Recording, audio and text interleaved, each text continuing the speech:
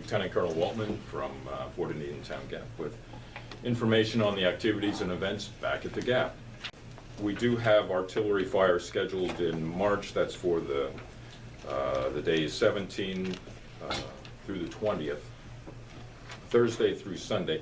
Now, I don't expect that that there'll be a constant on each of those days.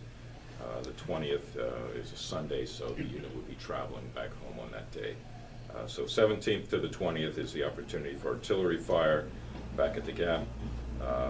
We do have coming up on Monday, 7th of March, is that prescribed burn season, our spring prescribed burn season. So residents in the area that may see smoke rising, it's likely that during the time period of March and April, based on the weather, that we do burn up to 4,000 acres of grasslands to maintain and mitigate against wildfires escaping from the Gap, and then also to maintain those grasslands. They thrive, and the wildlife there thrives on burning those grasslands. And once again, Fort Indian Town Gap has the largest amount of native grasslands in the Commonwealth, over 4,000 acres there. So we do maintain that with our forestry and wildlife departments. Wanted to highlight one of our partnering organizations out there for 75 years, I've mentioned in the past, is the Fort Indian Town Gap Fish and Game Conservation Club. Some of their activities coming up.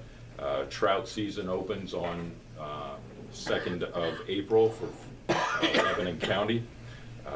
So you will see additional parking along 443 and the areas around Fort Indian Town Gap. The Conservation Club stocks Indian Town Run and Marquette Lake with the fingerlings that they raise in the spring out there. And what they also will be doing there also in May, they have a Wounded Warrior Hunt. It is their annual Spring Gobbler Wounded Warrior Hunt. That's on the 6th and 7th of May, in which they invite and bring in wounded warriors, sponsor them for that Friday and Saturday. It includes going out in the area for turkey, and then a day of fishing at Marquette Lake and Indian Town Run. I just want to announce for the trout season, although there is a safety briefing and a fee to hunt and fish beyond Blue Mountain in those training areas that, for safety reasons, that we do have that safety briefing.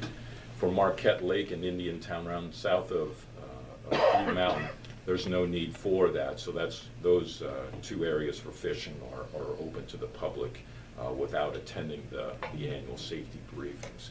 So we invite residents of the area to come out and to utilize those areas.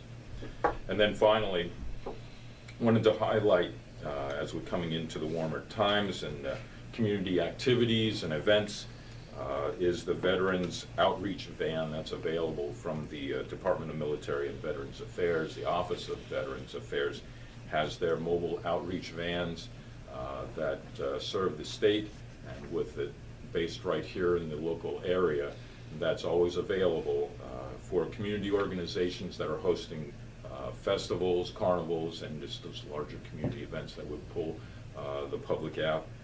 Those can be scheduled and requested through the Pennsylvania Department of Military and Veterans Affairs website.